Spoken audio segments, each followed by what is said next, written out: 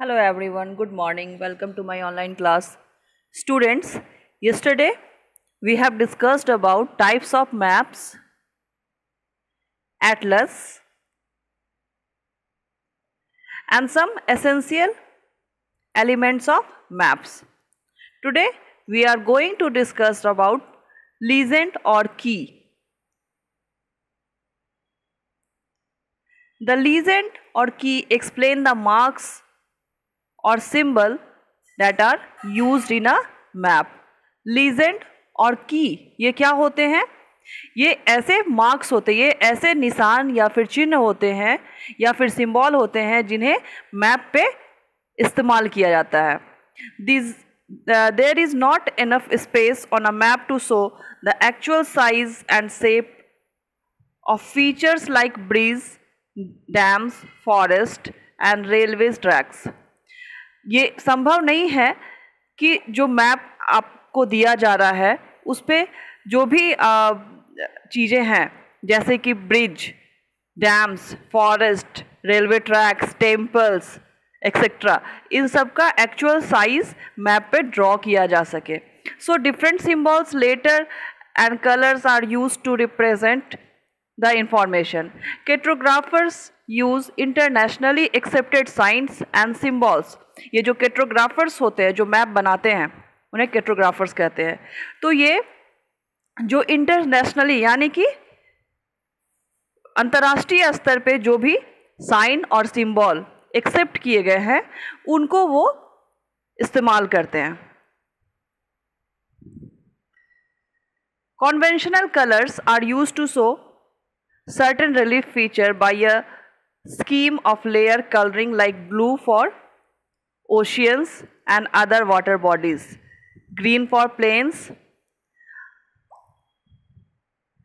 uplands in yellow, mountains in brown, snow and ice in white and man-made features are shown in red. Conventional colours जैसे कि कुछ specific colours जो कि कुछ specific चीज़ों के लिए ही इस्तेमाल की जाती हैं, जैसे कि ओशियंस के लिए ब्लू कलर का इस्तेमाल करते हैं, प्लेन्स के लिए ग्रीन का इस्तेमाल करते हैं, अपलैंड्स के लिए येलो का इस्तेमाल करते हैं, माउंटेन्स के लिए ब्राउन कलर का इस्तेमाल करते हैं, स्नो एंड आइस के लिए वाइट कलर का इस्तेमाल करते हैं.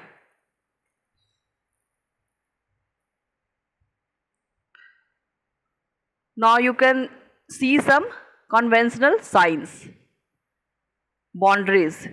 There are three types of boundaries like international, state and district. आप देख सकते हैं यहाँ इंटरनेशनल बाउंड्रीज, उनके लिए कौन सी साइन है, स्टेट के लिए कैसी है, डिस्ट्रिक्ट के लिए कैसी साइन है, डिस्ट्रिक्ट बाउंड्रीज के लिए कैसी साइन है.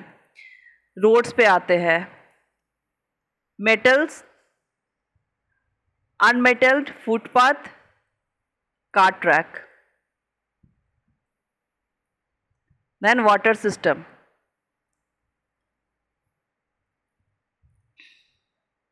Observe all these signs carefully. Railways, bridge also. Now scale. The scale of a map is expressed as a ratio of the distance on a map between 2 points and the actual distance between the same two places on the ground. अब scale पे आते हैं, scale को समझते हैं. Scale क्या है? Map पे आप देखते होंगे साइड में एक स्केल डिनोट होता है. तो स्केल एक्चुअली इसका काम क्या है, ये क्यों होता है? तो स्केल जो है एक्चुअली ये एक रेशियो है किसका, ये मैप पे जो डिस्टेंस है दो प्लेस के बीच उसका, एंड सेम डिस्टेंस जो कि ग्राउंड पे है दो प्लेस के बीच उसका ये रेशियो होता है. सपोज मैप पे जौनपुर से सुल्तानपुर का जो डिस्टेंस है मैप पे हो सकता है वो 1 सेंटीमीटर हो सकता है वो 3 सेंटीमीटर हो समथिंग सपोज. और ग्राउंड पे भी आपको पता है कि सुल्तानपुर से जौनपुर की दूरी कितनी है।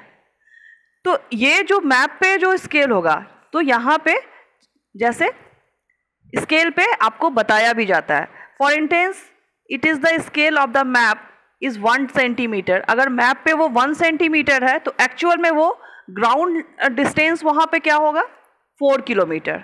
यानी कि हो सकता है ग्राउंड पे दो प्लेस के बीच की दूरी 4 किलोमीटर है, जबकि मैप पे चूंकि उतनी बड़ी जगह होती नहीं है मैप पे, तो वहाँ पे मैप पे आप जब दो शहरों के बीच की दूरी देखेंगे तो वो आपको 1 सेंटीमीटर ही मिलेंगे।